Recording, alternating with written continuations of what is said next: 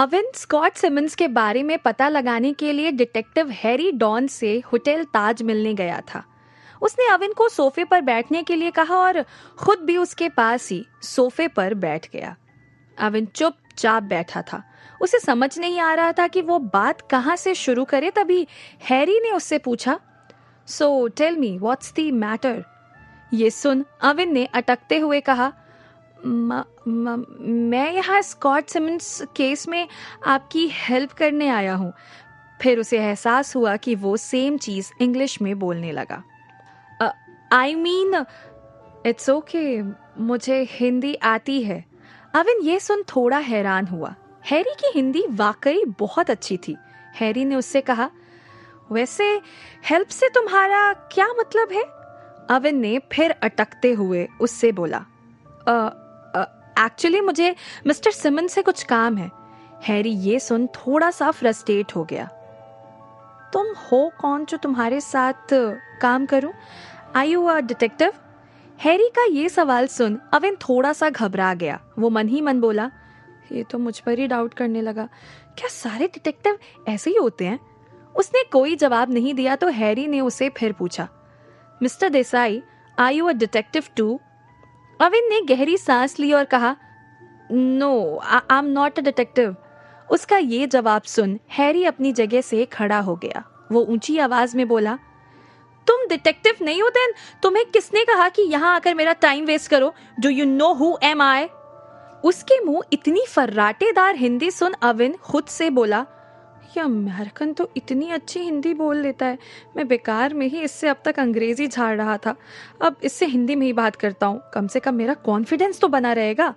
वो भी अपनी जगह से खड़ा हो गया। उसने फुल कॉन्फिडेंस से हैरी को देखा और बोला, हाँ, मुझे पता है कि तुम कौन हो। मुझे अच्छी तरह से पता है। मैं स्कॉट सिमंस को ढूंढने में तुम्हारी हेल्प करना चाहता हूँ।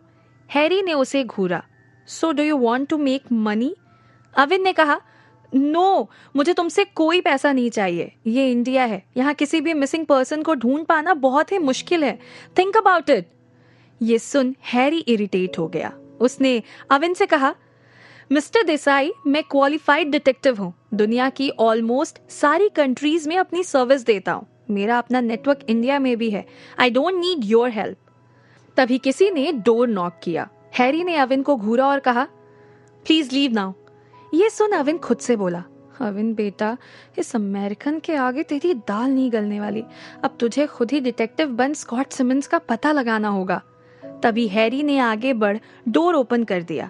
उसके रूम के बाहर एक अमेरिकन लड़की खड़ी हुई थी। अविन से बात करने के बाद हैरी थोड़ा सा फ्रस्ट्रेट दिखाई दे रहा था।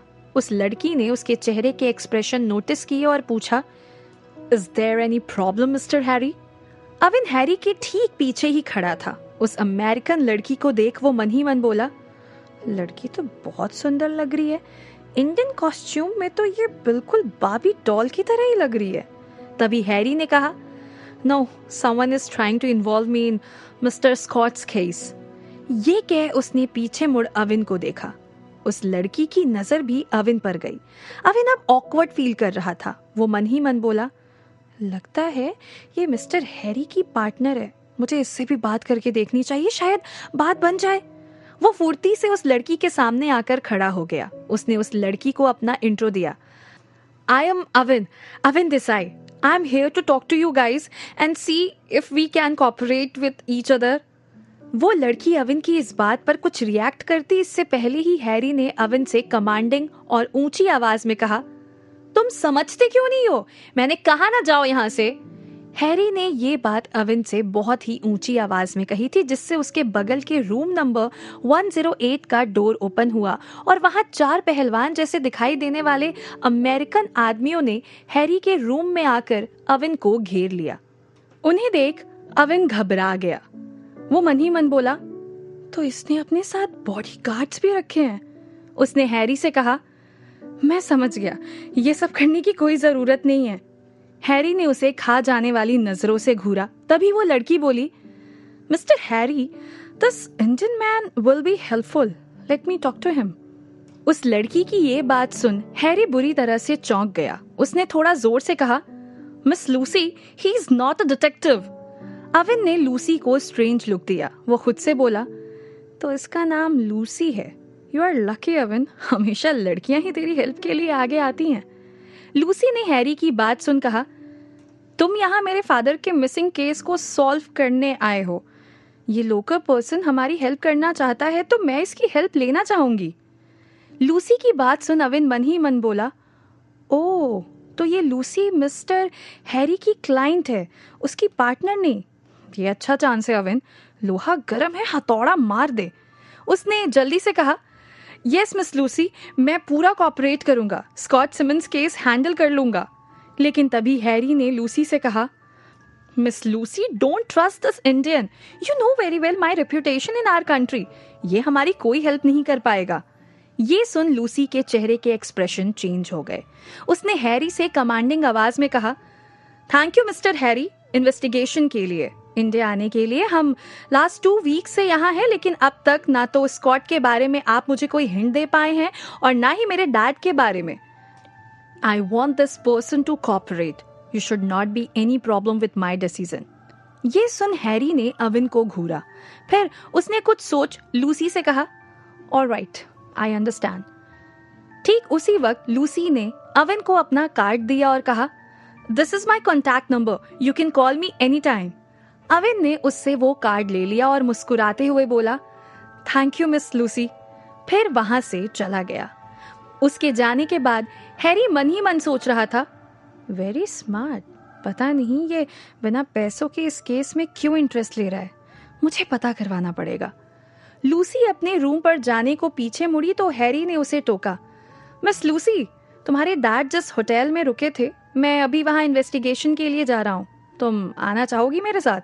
लूसी ने कहा, thank you mister Harry, but no, I hope आप जल्द से जल्द पता लगा लेंगे। डोंट वरी, हमें वहां से कोई ना कोई क्लू तो मिल ही जाएगा। ये सुन लूसी ने उसे स्माइल दी और वहां से अपने रूम में चली गई। हैरी के चारों बॉडीगार्ड्स भी वहां से चले गए। उसने रूम का दरवाजा बंद किया और जल्दी से एक नंबर डायल किया। कॉल कनेक्ट होते ही वो बोला, अविन देसाई नाम का कोई इंडियन है, मुझे उसके बारे में सारी इंफॉर्मेशन चाहिए। दूसरी तरफ होटल ताज से बाहर निकलने के बाद अविन इस वक्त सोच रहा था, लूसी ने भले ही मिस्टर हैरी को मेरे साथ कोऑपरेट करने को कहा है, लेकिन उसके चेहरे के एक्सप्रेशन देख मुझे नहीं लगता कि वो मुझे सपोर्ट करेगा। मुझे खुद ही इंस्पेक्टर आरती की हेल्प लेके कुछ करना होगा। तभी उसका फोन बजने लगा। उसने स्क्रीन पर फ्लैश हो रहे नंबर को देखा तो थोड़ा हैरान हो गया। वो मन ही मन बोला, ये प्रणव सिन्हा इस वक्त मुझे कॉल क्यों कर रहा है? क्या एलिगेंट नाइट क्लब में फिर से कोई इशू है? उसने कॉल पिक किया और बोला, हाँ प्रणव, बोलो। प्रणव ने कहा, बॉस। अविन ने इरिटेट हो पूछा, क्या हुआ प्रणव, इस वक्त क्यों कॉल किया मुझे? प्रणव ने कहा, बॉस, बहुत ही बड़ी प्रॉब्लम आ गई है, मैं हैंडल नहीं कर पा रहा हूँ, इसीलिए आपको कॉल किया। अविन ने पूछा, क्या हुआ, मुझे डिटेल्स दो। प्रणव ने घबराई हुई आवाज में कहा, boss, our sign board has been destroyed. Avin हैरान हो गया, व्हाट, साइन बोर्ड टूट गया? इतनी छोटी सी बात के लिए तुम मुझे डिस्टर्ब कर रहे हो? प्रणव की आवाज और लो साउंड करने लगी। वो बोला, आप समझ नहीं रहे हैं बॉस, एलिगेंट का साइन बोर्ड डिस्ट्रॉय होना कोई छोटी बात नहीं है। ये सुन अविन ने इरिटेट हो पूछा, ऐसा तो क्या है स्पेशल एलिगेंट के साइन बोर्ड में? प्रणव ने कहा, तो क्या आपको सच में इसकी स्पेशलिटी के बारे में कुछ नहीं पता? अविन और ज्यादा इरिटेट हो गया। उसने ऊंची आवाज में कहा, प्रणव, मेरा दिमाग मत खराब करो, जो कहना है जल्दी से कहो। प्रणव और ज्यादा घबरा गया। उसने धीरे से कहा, बॉस, एलिगेंट नाइट क्लब के साइन बोर्ड पर मिनिस्ट्री ऑफ टूरिज्म डिपार्टमेंट के वाइस प्रेसिडेंट की सिग्नेचर थी। इसे मिस्टर ओब्रॉय ने खास अपने कॉन्टैक्ट्स का यूज कर स्पेशली डिजाइन करवाया था। ये एलिगेंट की रेप्यूटेशन का सवाल है बॉस। अविन ने गहरी सांस ली और कहा, वैसे ये सब कैसे हुआ? प्रणव ने कहा, बॉस, एक आदमी ने शराब के नशे में ये सब किया। वो बिल पे नहीं कर रहा था। उसे जब सिक्योरिटी गार्ड ने धमकाया तो गुस्से में आकर उसने साइन बोर्ड ही तोड़ दिया। अविन ने ये सुन पूछा, तुमने पुलिस कंप्लेंट की? कहाँ है वो आदमी? प्रणव ने कहा, आपसे पूछे बिना मैं इस मैटर को पुलिस में नहीं ले जा सकता। उस आदमी को हमने पकड़ लिया है, वो अभी भी शराब के नशे में है। अब आपको ही इस मैटर में कुछ डिसीजन लेना पड़ेगा। ये सब सुन अविन खुद से बोला, एक मुसीबत जाने का नाम नहीं लेती है और दूसरी सिर पर आकर के खड़ी हो जाती है। उसने प्रणव से कहा, ठीक है, मैं थोड़ी देर में वहां आता हूँ। प्रणव से बात करने के बाद उसने जैसे ही मोबाइल जेब में रखा कि उसका मोबाइल फिर से बजने लगा। वो इरिटेट हो बोला, अब ये कौन है?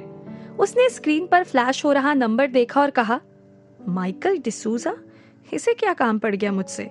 तपन की नैनो को इसने पता नहीं कौन से मैकेनिक को रिपेयर करने को दी है।